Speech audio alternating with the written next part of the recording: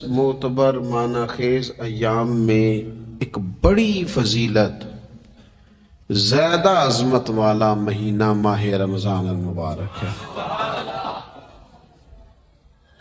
قرآن مجید نے صراحت کے ساتھ اس ماہ مقدس کا نام لیا ہے۔ کیا معنی ہے؟ یہ وہ مقدس مہینہ ہے جس کا میرے رب کریم نے نام لیا ہے، اللہ نے نام لیا ہے۔ شہر رمضان الذی انزل فیہ القرآن، فرمایا رمضان کا وہ مقدس مہینہ ہے جس میں اللہ نے قرآن نازل فرمایا ہے۔ اس ماہ نور، ماہ سرور کا نام نامی اللہ تعالیٰ نے قرآن مجید کے اندر ذکر فرمایا۔ حضرت سلمان فارسی رضی اللہ تعالیٰ عنہ ارشاد فرماتے ہیں کہ شعبان المعظم کا آخری دن تھا، اگلے دن رمضان شروع ہونے والا تھا کہ رسول پاک علیہ السلام نے ہمیں رمضان کی فضیلت پر خطبہ ارشاد فرمایا۔ آپ اس بات کو غور سے سمجھیے کہ ایسا مہمان جس کے آنے سے پہلے اس کی فضیلت بیان کی جا رہی ہے، اور فضیلت کون بیان کر رہا ہے؟ امام الانبیاء صلی اللہ علیہ وسلم۔ یہ صرف ہمارے دلوں کے اندر، امت کے دلوں کے اندر اس ماہ مقدس کی فضیلت کو اور اس کی عظمت کو بٹھانے کے لیے کہ پوری طرح تم اپنے ذہن میں اور اپنے دل میں ایک بات بٹھاؤ کہ ایک عظمتوں والا مہینہ تم پر سایہ فگن ہونے والا ہے، عظمتوں والا۔ حضور نے ایک دن قبل اس کی فضیلت بیان ہم کے ساتھ، اور دوسری جو رمضان کی چند عبادات ہیں نا، سب سے پہلی تو میں عرض کروں گا تراویح کے حوالے سے یہ بات یاد رکھ لیں کہ نبی پاک علیہ السلام نے فرمایا جس نے ایمان اور احتساب کی نیت کے ساتھ رمضان میں قیام کیا، اللہ اس کے پچھلے سارے گناہوں کو معاف فرما دے گا۔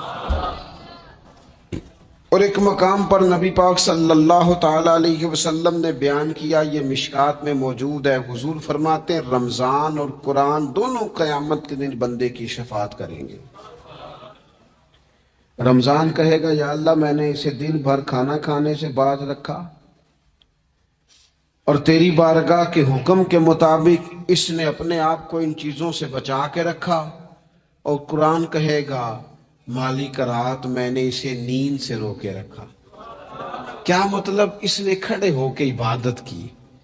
اگرچہ اس سے مراد شارحین حدیث نے تراویح بھی لیا ہے، تہجد کی نماز بھی لیا ہے، صلاۃ اللیل بھی لی ہے، لیکن میرے عزیز یہ خاص ربط ہے قرآن مجید کے ساتھ تراویح کا۔ مسنون ہے رمضان کی راتوں میں قرآن مجید اور تراویح کا پڑھنا۔ اگر تھوڑی سی نا طبیعت میں صرف تبدیلی پیدا کی جائے، میں نے دیکھا ہے کہ جو لوگ کہتے ہیں نا میرا وقت بڑا قیمتی ہے، بڑی ساری جگہوں پہ آپ کو بیٹھنا پڑتا ہے، بیٹھیں آپ 2 گھنٹے بیٹھیں، 3 گھنٹے بیٹھیں۔ میں نے دیکھا ہے لوگ جاتے ہیں کسی دفتر میں تو رات کو ہی چلے جاتے ہیں، اس علاقے میں کھڑے ہیں، پاسپورٹ کے دفتر کھڑے ہیں، شناختی کارڈ کے دفتر کھڑے ہیں، امیگریشن کی لائنوں میں کھڑے ہیں۔ کچھ ذہن تو بنائیں کہ میں نے رات کھڑے رہنا ہے اور اپنے رب کی عبادت کرنی ہے۔ تراویح کو ذرا ذوق سے آپ اگر تھوڑا ارادہ کر لیں گے نا، یعنی کوئی ایسا مشکل کام نہیں۔ میری تو رائے یہ ہے کہ پہلے 3-4 دن ذرا جم کے ذہن بنائیں اور تھوڑا سا نا روٹین کو بدلنے کی کوشش نہ کریں۔ جس امام صاحب کے پیچھے تراویح شروع کریں، کوشش کریں ساری وہیں پڑھیں۔ روٹین بدلنے سے بھی سستی آتی ہے، ایک دن یہاں گئے، 2 دن وہاں گئے، تو یہ روٹین بدلنے سے بھی بعض اوقات سستی آتی ہے۔ کوشش کریں ایک جگہ پہ قرآن شریف سننا شروع کریں اور پھر پورا قرآن مجید وہیں پہ سنیں۔ تربیت، یا ایھا الذین آمنوا کتب علیکم الصیام کما کتب علی الذین من قبلکم لعلکم تتقون۔ اے ایمان والو تم پر روزے فرض کیے گئے جیسا کہ تم سے پہلے لوگوں پر بھی فرض کیے گئے تھے تاکہ تم تقوی اختیار کرو۔ روزہ تمہیں پرہیزگار بنائے گا، تمہارے اندر سے جو نفسانی چیزیں ہوں گی انہیں نکالے گا، اور اللہ تبارک و تعالیٰ کی طرف تمہارے دل کا رجحان ہوگا، تمہاری روح کا رجحان ہوگا، تمہیں تزکیہ دے گا۔ روزہ انسان کی تربیت کرتا ہے، انسان کو روزہ ذہنی طور پر تیار کرتا ہے کہ اللہ کے حکم کے مطابق کھانا ہے، اللہ کے حکم کے مطابق پینا ہے۔ سب سے بڑا مسئلہ اس دور کا رزق کے حلال کا حصول ہے اور حرام سے اجتناب ہے۔ تو روزہ ہمیں یہ سبق پڑھاتا ہے کہ ہم وہی کھائیں گے اور اسی وقت کھائیں گے جو کھانے کا ہمیں ہمارے رب نے حکم ارشاد فرمایا ہے، اور جس سے اللہ رسول منع کر دیں گے جتنی مرضی چمک دمک اپنے دامن میں رکھے، جتنی مرضی، لیکن ہم وہی لیں گے جو ہمارے لیے جائز ہے۔ آپ غور فرمائیے، روزہ لعلکم تتقون، روزہ تمہیں پرہیزگار کرتا ہے۔ بہت سارے لوگ ایک بات کرتے ہیں کہ عادتیں نہیں بدلی جاتی، یار کوشش کرتا ہوں لیکن میری عادت نہیں تبدیل ہوتی۔ میں آپ کو ایک رائے دینے لگا ہوں، مشورہ دینے لگا ہوں، میں آپ سے یہ عرض کرنے لگا ہوں کہ موقع آیا ہے رمضان شریف کا۔ رمضان میں نہ بندہ روٹین میں اپنی عادتیں بدلتا ہے۔ کسی کو سویرے 7 بجے کھانے کی عادت ہے، کسی کو 9 بجے کھانے کی عادت ہے، کوئی صبح ناشتہ نہیں کرتا، دوپہر میں ہی کھاتا ہے۔ لیکن رمضان آیا تو عادت بدل گئی، 7 بجے والا بھی نہیں کھا رہا، 9 بجے والا بھی نہیں کھا رہا، دوپہر والا بھی نہیں کھا رہا، سارے سحری میں کھا رہے ہیں۔ عادت بدل گئی، بالکل طبیعت بدل گئی، روٹین چینج ہو گئی۔ کوئی اٹھ رہا تھا صبح فجر میں اللہ کی توفیق سے، اللہ تعالیٰ معاف فرمائے، تو کچھ ایسے بھی تھے جو 9-10 بجے اٹھ رہے تھے، کچھ الحمدللہ فجر پڑھ کے چلو کسی وجہ سے پھر سو گئے، 10-11 بجے اٹھ رہے تھے، روٹین بدلی ہوئی تھی۔ رمضان آیا تو بدل گئی، سارے سحری میں اٹھ رہے ہیں، تہجد کے وقت سب کی آنکھ کھل رہی ہے، بالکل روٹین بدل گئی، حالات بدل گئے، معاملات تبدیل ہو گئے، اوقات تبدیل ہو گئے، دفاتر کے ٹائم تبدیل ہوئے، اسکولوں کے نظام تبدیل ہوئے، مدارس کے اوقات تبدیل ہوئے، ہر چیز کے اندر تبدیلی آئی۔ معنی کیا ہے کہ اللہ نے تمہیں موقع دیا ہے کہ عادتیں بدلی جا سکتی ہیں، اپنے آپ کو تبدیل کیا جا سکتا ہے، لائف سٹائل کو چینج کیا جا سکتا ہے۔ یہ موقع آیا ہے، ایک مہینہ ہے پورا، 2-3 دن 4 دن آپ کی روٹین بگڑ جائے نا سونے کی، یعنی روٹین سے ہٹ کے آپ سونا جاگنا شروع کر دیں تو پھر وہی روٹین بن جاتی ہے، پھر اسی ترتیب سے انسان سارے کام کرتا ہے۔ تو رمضان میں روٹین چینج ہوگی، سارے تہجد میں اور سحری میں اٹھیں گے، تو اللہ کرے نا یہ روٹین قائم رہے۔ رمضان میں تو اٹھتے تھے سحری کرنے کے لیے، تو اللہ کرے روٹین بن جائے اور سارا سال اٹھے تہجد کی نماز ادا کرنے کے لیے، اللہ کرے روٹین بن جائے، چیزیں تبدیل ہو جائیں۔ وہ لوگ جن کو ڈاکٹر کہہ رہے تھے کہ دوائی بھی کھانی ہے اور پرہیز بھی کرنا ہے، تو وہ کہہ رہے تھے جی دوائی کھانا تو آسان ہے، پرہیز کرنا مشکل ہے، تو بدلنے لگی ہے نا روٹین، آ گیا نا رمضان، پرہیز کا ٹائم شروع ہو گیا۔ لہذا بہترین فائدہ یہ ہوگا کہ رمضان میں پرہیز ہوگی، ڈائٹ پلان بالکل بنایا جا سکتا ہے، اس میں چیزوں کو بالکل مرتب کیا جا سکتا ہے۔ تو رمضان شریف کے آنے سے پہلے ذہنی طور پر اپنی عادات کی تبدیلی کا پروگرام بنائیں، عادتیں بدل جایا کرتی ہیں۔ رسول کریم دنیا میں آئے وَيُزَكِّيكُمْ، حضور تزکیہ کرنے تو آئے ہیں، عادتیں بدلنے تو تشریف لائے ہیں۔ نبی پاک نے صفائی ستھرائی کر دی، ساری ناپاک چیزوں کو نکال دیا۔ تو روٹین دیکھیں کہ رمضان میں تقوی کے حصول کے لیے اپنی عادات کو تبدیل کرنا ہے، اور اس کے لیے ذہنی طور پر اپنے آپ کو تیار کریں. وہ جو کہتے ہیں بچے سویرے نہیں اٹھتے, وہ روٹین بنا لیں, یہ موقع آیا ہے, ابھی سے ارادہ کر لیں کہ جناب ہم نے اس ترتیب سے اپنے گھر کو, ماحول کو, بچوں کو اس ترتیب سے ہم نے مرتب کرنا ہے چیزوں کو. یہ آپ ارادہ کریں, اللہ تعالیٰ مدد فرمائے گا. رمضان المبارک کی جو خاص فضیلت ہے, اس خاص فضیلت کو رمضان آنے سے پہلے ذہن میں بٹھا لیں اور رمضان المبارک پورے کا پورا اس ذوق سے گزارے کہ ذہن میں بات موجود ہو, ذہن میں, کہ دراصل رمضان کیا ہے. اللہ کے پیارے رسول صلی اللہ تعالی علیہ وسلم نے فرمایا, اے لوگوں تم پر ایک عظیم المرتبت مہینہ سایہ فکن ہو رہا ہے. حضور فرماتے ہیں شہر مبارک, فرمایا یہ بڑا برکت والا مہینہ ہے, یہ برکتیں لے کے آیا ہے, یہ رحمتیں لے کے آیا ہے, یہ اپنے ساتھ عنایات لے کے آیا. اور نبی اکرم صلی اللہ تعالی علیہ وآلہ وسلم نے فرمایا جو بندہ بھی قرب الہی کی نیت سے رمضان میں نیکی کا طلبگار ہوگا, فرمایا وہ اگر نفل نیکی کرے گا نا تو اللہ تعالیٰ اسے فرض کے برابر ثواب عطا فرمائے گا.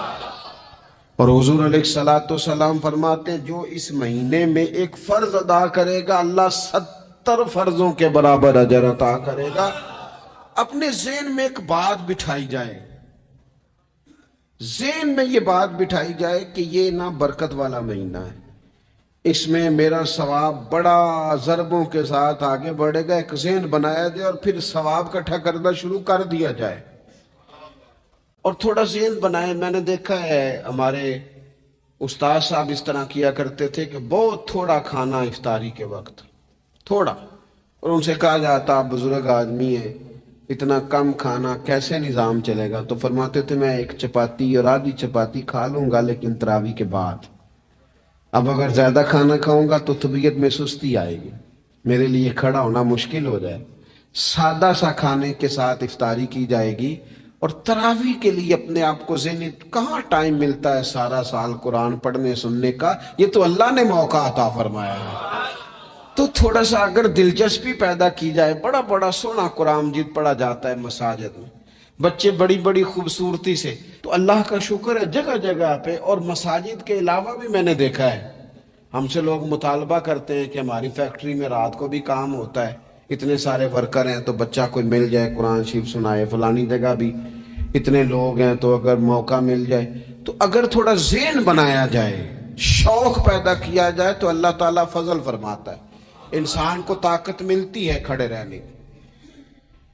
ایک تو تراویح, روزہ, تراویح, اور تیسری بات ہے سحر اور افطار.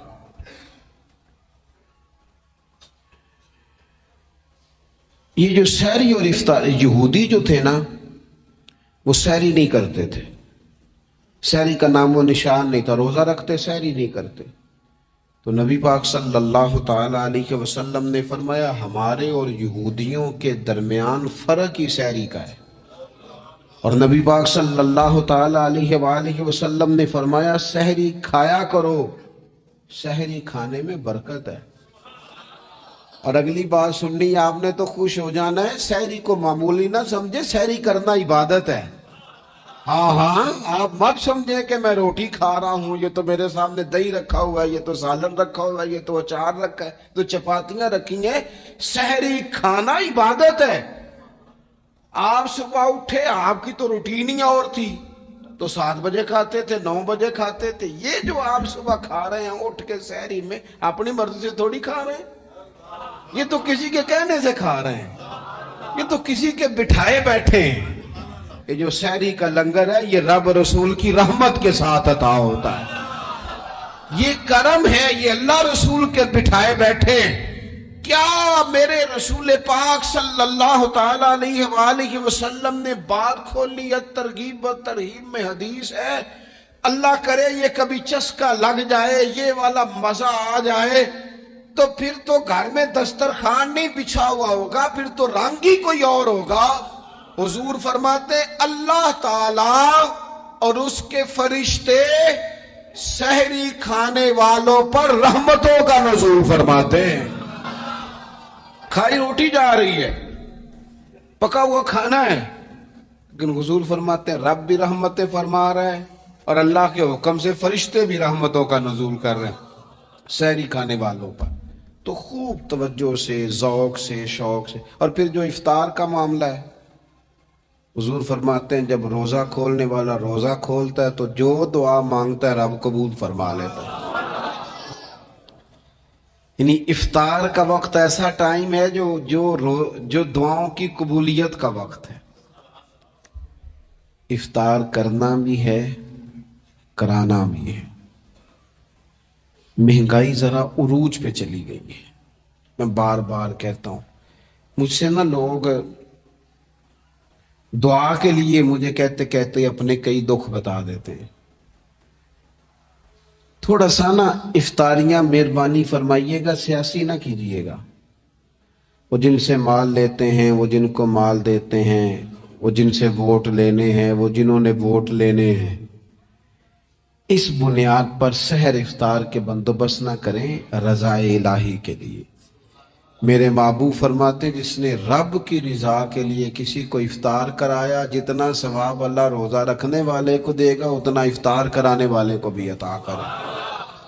और एक हदीस तो आप पढ़ेंगे तो झूम जाएंगे, सुनेंगे तो खुश हो जाएंगे। अल-मुजमुल कबीर में मौजूद है। नबी पाक अलैहिस्सलाम फरमाते हैं जिसने हलाल खाने और हलाल पानी से किसी का रोजा इफ्तार कराया ना, जरा देखना गरीबों के घरों को झांकना, जरा अपने अपने अजीजों में एक नजर दौड़ा लेना, जरा रमजान की नीयत करके रमजान से पहले ही गुरबा तक राशन पहुंचा देना, उनकी फिक्र दूर हो जाए। वो पहली शाम ही अपने बच्चों के साथ आसूदा हाल होके बैठे। देख लेना ये ना हो कि एक भाई खोल के खा रहा हो और दूसरे के बच्चे मुंतजिर हों कि आज सहर इफ्तार में क्या करना है। अपने गली मोहल्ले में देख लेना।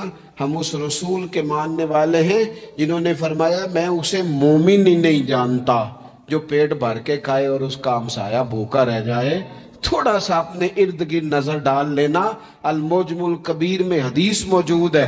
अल्लाह के प्यारे रसूल सल्लल्लाहु ताला अलैहि वसल्लम ने फरमाया जिसने हलाल पानी से, हलाल रोटी से किसी का रोजा इफ्तार कराया तो फरमाया फरिश्ते उस बंदे के लिए रमजान के दिनों में, रमजान की घड़ियों में दुआ करते हैं और जनाबे जिब्रील अमीन उसके लिए शब कदर की रात दुआ करते हैं। हज़रत जिब्रील शब कदर में दुआ करेंगे, खास रात, या अल्लाह इस बंदे पर फजल फरमा, इसने तो गरीब आदमी को इफ्तार करा। ये एक इबादत है। मेरे रसूल पाक अलैहिस्सलाम ने फरमाया रोजादार को दो खुशियां मिलेंगी। एक खुशी उस वक्त मिलती है जब वो इफ्तार करता है और फरमाया एक खुशी उस वक्त मिलेगी जब वो अपने रब से मुलाकात करेगा। जब वो उससे मिलेगा तो उस वक्त रोजादार को खुशी होगी। मेरे दोस्तों, खुशी तो जो होगी सो होगी, लेकिन ये लफ्ज बड़े हसीन नहीं कि रोजादार की रब से मुलाकात होगी। ये ही लफ्ज बड़े बाकमाल नहीं। एक रवायत में तो ये है ना कि रोजा मेरे लिए है, मैं उसकी जज़ा दूंगा, और एक रवायत में ये है कि रोजा मेरे लिए है और रब फरमाता है मैं खुद रोजे की जज़ा हूं। यानी बाकी नेकियों पर सवाब मिलेगा, रोजा रखने वाले को रब रहमान मिलेगा। नबी अकरम सल्लल्लाहु ताला अलैहि वसल्लम के उम्मत के सूफिया ने ना कुछ चीजों को बड़ा खोला है। आरफ रूमी कहते हैं कि एक दिन ना महमूद गजनवी ने खजानों के दरवाजे खोल दिए और फरमाया भाई मैंने आज हर चीज खोल दी है, जो जिस चीज पे हाथ रखेगा वो उसी की हो जाएगी। लोग दौड़े, कोई सोने की तरफ, कोई चांदी की तरफ, कोई जायदादों की तरफ, कोई खजाने की कुंजियों की तरफ, कोई बड़े बेहतरीन घोड़े और ऊंटों की तरफ लोग दौड़ गए। जो जिस पे हाथ रखेगा उसी का। सब भाग गए। अय्याज बैठा है। نہ وہ حسن میں رہی شوخیاں، نہ وہ عشق میں رہی گرمیاں، نہ وہ غزنوی میں تڑپ رہی، نہ وہ خم ہے زلف ایاز میں، وہ لذتیں کہاں۔ ایاز چپ کر کے بیٹھا ہے، پھر محمود نے ایاز کی طرف مخاطب کر کے کہا ایاز اٹھنا نہیں، آج لوٹ سیل لگ گئی ہے، جو جس چیز پہ ہاتھ رکھے گا اسی کی۔ ایاز کہنے لگا بات پکی ہے نا؟ تو محمود خوش تھے، موڈ بڑا اچھا تھا، کہا بالکل پکی ہے۔ تو ایاز کہنے لگے چلو ٹھیک ہے۔ ایاز اٹھے، پیچھے سے جا کے نا تو محمود کے کندھے پہ ہاتھ رکھ دیا، محمود کے کندھے پہ ہاتھ رکھا۔ محمود کہنے لگے یہ کیا بات کا، آپ سے میں نے پوچھا تھا بات پکی ہے، جو جس پہ ہاتھ رکھے گا اسی کا نا۔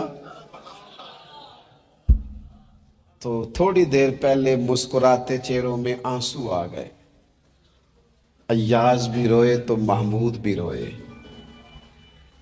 کہا بادشاہ پکا رہنا، وہ جن کو خزانے چاہیے تھے وہ دوڑ گئے، مجھے تو چاہیے۔ لنگ کئی مہینے تے برس گئے تے تیری دید نو دیدے ترس گئے، تیری تو ملے گا۔ تو پھر کہا محمود نے، اس نے کہا میں وعدہ کر چکا تھا، بس ٹھیک ہے، باقیوں کے خزانے اور میں تیرا طے ہو گئی۔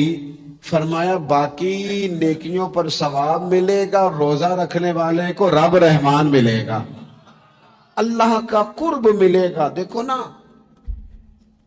وہ خاص انسان کو کیفیت حاصل ہوتی ہے روزے میں، رب کے ہونے کا یقین۔ وہ جو صوفیاء کہتے ہیں نا مراقبہ کرو، وہ نصیب ہوتا ہے۔ یعنی کسی کو کیا پتا ہے اس کا روزہ ہے کہ نہیں، اکیلا ہے نا گھر میں، فریزر بھرا ہوا ہے، نہیں نہ کھاتا، کیوں؟ اسے پتا ہے میرا رب میرے ساتھ ہے، میرا رب مجھے دیکھ رہا ہے۔ بس یہ تصور توحید پکا ہو جاتا ہے رمضان، تو پھر اللہ تبارک و تعالیٰ کی بھی خاص رحمت اور کوئی خاص ہی اعزاز۔ حضور فرماتے ہیں جنت کے کئی دروازے ہیں، ایک باب الریان ہے، اس سے صرف روزہ دار گزریں گے۔ آواز ہوگا روزے والے آ جاؤ، وہ آ جائیں گے۔ فرمایا اس خاص دروازے سے گزرو، جب گزر جائیں گے تو فرمایا بند کر دو بھئی، اور کوئی نہیں گزرے گا یہاں سے۔ دروازہ ہی مخصوص ہے، ان کا اعزاز ہی ذرا زیادہ ہے۔ تو میرے عزیز، رمضان شریف کے اندر وہ منصب کا بس خیال رکھیں کہ میں روزہ دار ہوں، اس احتیاط۔ اور پھر جب ہم روزہ دار ہیں، ہم نے روزہ رکھا ہوا ہے، تو نبی پاک علیہ السلام نے خود اس مفہوم کو کھول کے بیان کیا۔ فرمایا جس بندے نے جھوٹ نہیں چھوڑا، گناہ نہیں چھوڑا، گویا غیبت نہیں چھوڑی، بدی نہیں چھوڑی، تو اللہ کے محبوب علیہ السلام فرماتے ہیں پھر اللہ تعالیٰ کو اس کے بھوکا پیاسا رہنے کی تو کوئی ضرورت نہیں، کیونکہ لعلکم تتقون، تقوی اختیار کرنا تو روزے کا مقصد تھا۔ اور اگر اس نے وہ بات کو سمجھا ہی نہیں، استاد کے لیے صرف استاد ہو جانا ہی ضروری نہیں، اس کو پھر اپنے منصب کا لحاظ کرنا بھی ضروری ہے کہ میں استاد ہوں۔ والد کا صرف والد ہو جانا ہی کمال نہیں، اس کو پھر اس منصب کے تقاضوں کو بھی سمجھنا چاہیے کہ اب میں ایک باپ ہوں، اب میں روٹین میں وہ آزاد نہیں ہوں کہ جہاں میرا جی چاہے گا جاؤں گا، جہاں میری طبیعت چاہے گی میں کھاؤں گا، جہاں میرا دل کرے گا میں وہ کام کروں گا۔ اب آپ سرپرست ہیں، سربراہ ہیں۔ انسان دیکھیں نا، ایک شخص ہے وہ عالم ہے، اب علم پڑھ لینا صرف کمال نہیں، وہ اپنے منصب کو بھی تو سمجھے نا، اس منصب کے وقار کو، اس کے لحاظ کو بھی تو سمجھے نا۔ ایک آدمی اگر عمر رسیدہ ہے، بڑا ہے، بزرگ ہے، اور وہ چاہتا ہے کہ میری بزرگی کی وجہ سے میرا اکرام کیا جائے، تو اسے اپنے منصب کا بھی لحاظ کرنا پڑے گا۔ اس کو حضرت سعدی فرمایا کرتے تھے میں نے 18 سال کے بزرگ دیکھے اور میں نے 75 سال کے بچے دیکھے۔ حضور کیا مطلب؟ فرمانے لگے عمر ہو گئی لیکن اپنے منصب کا خیال نہ کیا، عادات بچوں والی رہی۔ اور فرماتے میں نے ایسے لوگ دیکھے جن کو شروع وقت میں ہی اللہ والوں کی صحبت نصیب آئی، تو وہ جو بزرگی ہے وہ پھر عمر کی وجہ سے نہیں ملی، وہ اللہ نے علم اور عمل کی وجہ سے عطا فرما دی۔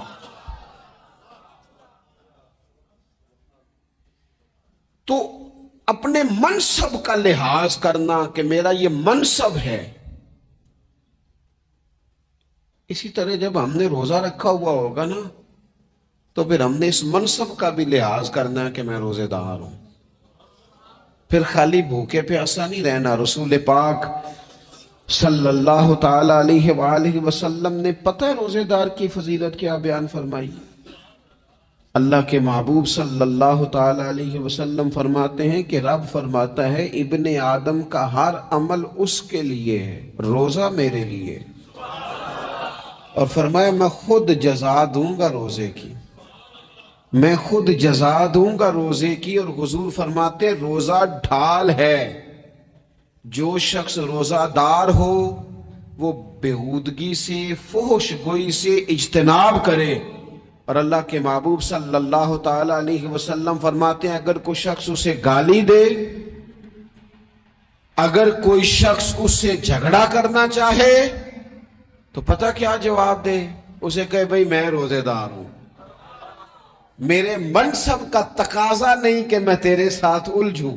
اور رسول پاک صلی اللہ علیہ وسلم فرمانے لگے اوہو اتنی بڑی بات۔ حضور فرمانے لگے، یہ صحیح مسلم کے لفظ ہیں، کریم محبوب فرمانے لگے مجھے اس رب کی عزت کی قسم جس کے قبضے میں محمد عربی صلی اللہ علیہ وسلم کی جان ہے، حضور فرماتے روزہ دار کے منہ کی خوشبو اللہ تعالیٰ کے نزدیک قیامت کے دن مشک کی خوشبو سے بھی زیادہ وقت والی ہوگی۔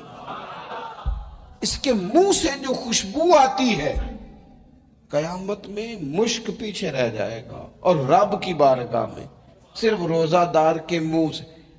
اگر تیرے منہ کی خوشبو رب کو اتنی پسند ہے تو تجھے بھی تو اپنے منصب کا خیال ہونا چاہیے کہ میں نے روزہ رکھا ہوا ہے، میں روزہ دار ہوں۔ اور میرے نبی پاک علیہ السلام کے یہ دو لفظ ہیں نا، وہ صوفیاء ہیں نا، اللہ کے نیک بندے جو ساری زندگی تڑپتے رہے کہ کبھی یہ حقیقت منتظر نظر آنا لباس مجاز میں، کبھی مالک ایک دفعہ کبھی تیرا جلوہ ملے، کبھی یہ حقیقت منتظر نظر آنا لباس مجاز میں۔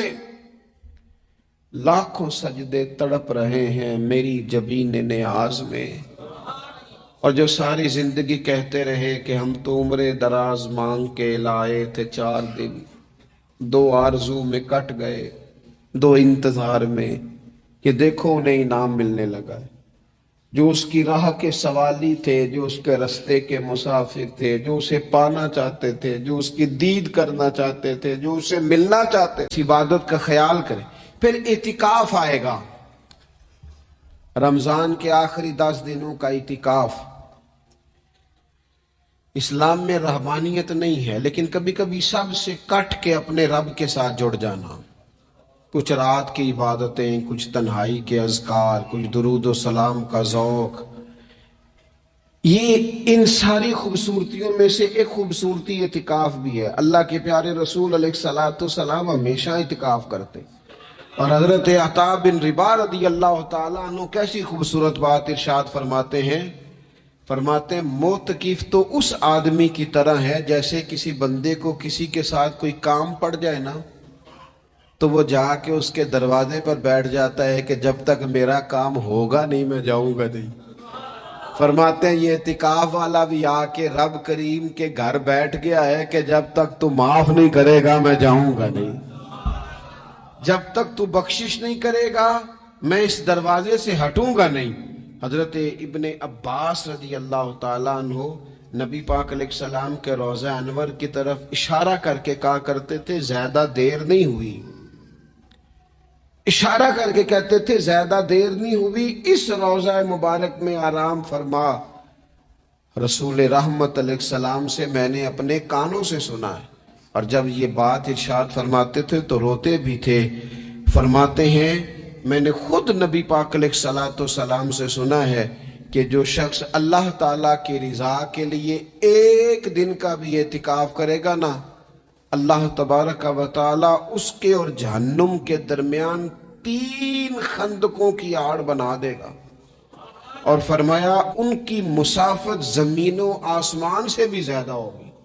یہ 3 خندقیں اتنی بڑی جن کی چوڑائی زمین آسمان سے بھی زیادہ ہوگی، ایک دن اعتکاف کر لے تو اللہ اس بندے کو دوزخ سے اتنا دور فرما دے گا۔ بہت سارے لوگ ہیں جن کو بڑا ٹائم ملتا ہے چھٹیاں گزارنے کے لیے، کبھی کسی سیاحتی مقام پر، کبھی کسی سیاحتی مقام پر، خرچہ بھی مل جاتا ہے، کام بھی ہو جاتا ہے، سارے سلسلے بن جاتے ہیں، بڑی بڑی جگہوں پہ لوگ جا کے ٹائم گزارتے ہیں۔ تو ایسا نہ ہو کہ 10 دن اللہ کے گھر میں بھی گزارے جائیں۔ علماء نے لکھا ہے کہ کوشش تو کریں ہر سال اعتکاف ہو، نہ ہو سکے تو چلو چند سالوں کے بعد ہو جائے۔ اور فرماتے ہیں کہ زندگی میں ایک دفعہ تو اس سنت کو ضرور ادا کرنا چاہیے۔ کوئی بندہ ایسا نہ ہو جو محروم رہ جائے، زندگی میں ایک بار صحیح پر اعتکاف کے ساتھ اپنے آپ کو وابستہ ضرور کرے۔ رمضان المبارک کے اندر آخری اشرا شب قدر کی تلاش کا اشرا ہے۔ اللہ کے پیارے رسول صلی اللہ تعالی علیہ وسلم ان 10 دنوں میں خود بھی عبادت کرتے تھے اور گھر والوں کو بھی جگایا کرتے تھے، اور اپنے اہل خانہ کو تاکید فرماتے تھے کہ اٹھو اٹھو، آگے بڑھو، یہ آرام کرنے کے دن نہیں ہے۔ ہمارے ہاں یہ ہوتا ہے کہ وہ جو آخری 10 دن زیادہ عبادت کے تھے، شب قدر کی تلاش کے تھے، وہ آخری 10 دن سارے بازار میں گزر جاتے ہیں، کپڑے سلوائے جا رہے ہیں، کپڑے خریدے جا رہے ہیں، جوتے خریدے جا رہے ہیں، واپس کیے جا رہے ہیں، دوبارہ لیے جا رہے ہیں، سفر ہو رہا ہے، آنا جانا ہو رہا ہے، عیدیاں بٹ رہی ہیں۔ تو یہ سارے کام جو آخری عشرے میں کرنے ہیں، جو زیادہ عبادت کے دن تھے، وہ سارے کام تو رمضان سے بھی پہلے کر لینے چاہیے۔ کپڑے رمضان سے پہلے خریدے جائیں، پہلے سلوا لیے جائیں، جوتے پہلے لے لیے جائیں، ضرورت کے کام پہلے کر لیے جائیں، جہاں آپ کو جو بانٹنا ہے وہ رمضان سے پہلے کریں۔ وہ مفت کی اپنے دل کو مطمئن کرنا کہ اب میرے پاس یہ بڑے، میں خیر کا کام کرنے نکلا ہوا ہوں، میں عیدی بانٹنے جا رہا ہوں، یہ پہلے بانٹنے تھے۔ یہ عجیب بات ہے کہ جو زیادہ وقت مسجد میں گزارنے کا ٹائم تھا وہ سارا ہم نے ضائع کر دیا۔ وہ ادھر ادھر بازاروں کی نظر ہو گیا، میل ملاپ کی نظر ہو گیا۔ تو اگر چیزوں کو مرتب کیا جائے، میں تو دوستوں سے کہا کرتا ہوں، زکوٰۃ کا حساب، صدقات کا حساب، صدقات فطر کا حساب، جتنے بھی روٹین کے کام ہیں اس کو کوشش کریں رمضان شریف سے پہلے آپ ترتیب دیں، آپ ان چیزوں کو پہلے سے مرتب کریں تاکہ وہ بہترین ہو جائیں۔ ہم تو اس دین کے ماننے والے ہیں جہاں نیت کرو تو اجر شروع ہو جاتا ہے۔ آپ رمضان کی نیت سے جو آج خرچ کریں گے اس کو اللہ تعالیٰ رمضان کے ثواب کے برابر ہی اجر عطا فرمائے گا۔ لیکن وہ ہم نا کچھ لوگ بڑا ایک صاحب مجھ سے کہنے لگے جی میں نے سنا ہے صدقہ فطر آخری عشرے میں ہی دینا چاہیے۔ میں نے کہا آپ کا پروگرام تب دینے کا، اسی لیے آپ نے یہ گاڑا کر کے سن لیا، ذرا اس کو آپ نے زیادہ غور سے سن لیا ہے۔ آپ جب ضرورت محسوس کریں، جب آپ سمجھیں کہ کسی کو ضرورت ہے، ضرورت کے وقت کوئی چیز کام نہ آئی تو پھر کب جا کے کام آئی۔ تو میری آپ سے یہ اپیل رہے گی کہ پہلے سے چیزوں کو مرتب کریں، معاملات کو پہلے سے طے کریں۔ وہ لوگ بڑے اچھے ہوتے ہیں جو وقت پر منصوبہ بندی کرتے ہیں، جو چیزوں کو ٹائم پہ مرتب کرتے ہیں۔ وہ ٹائم جو ہمارا بالکل اللہ کی بارگاہ میں حاضری کا ہے، عبادات کا ہے، اگر وہ سارا گاڑیوں کی نظر ہو جائے گا، اسفار کی نظر ہو جائے گا تو ہم نے حاصل کیا کیا۔ ایک بات آخر میں بڑے درد کے ساتھ آپ کی خدمت میں عرض کرنی ہے، ہر سال کہتا ہوں، اس سال بھی کہوں گا، ذاتی اخراجات کو کچھ کم کیا جائے۔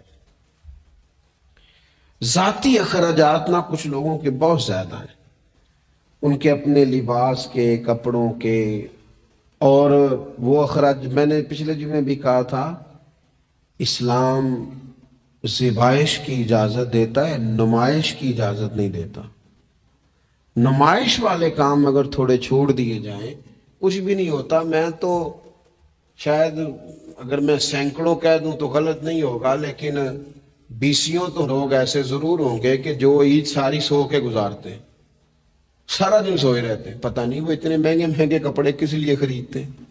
ईद की नमाज बड़ी सो गए और भाई आपका फोन बंद था जी, मैं सो रहा था जी। तो भाई वो जो आपने 1.5 महीना दर्जी के पास आना जाना लगाया वो किस मकसद का? रात कोई पहनना तो कोई पुराना जोड़ा पहन लेते। ऐसी मुसीबत क्या बनी हुई थी? इतने महंगे कपड़े खरीदे, इतना महंगा जूता लिया और दिन सारा सो के गुजार दिया। जाती अखराजात कम करें। पता क्या है, फर्क बहुत बढ़ता जा रहा है, बहुत बढ़ता जा रहा है।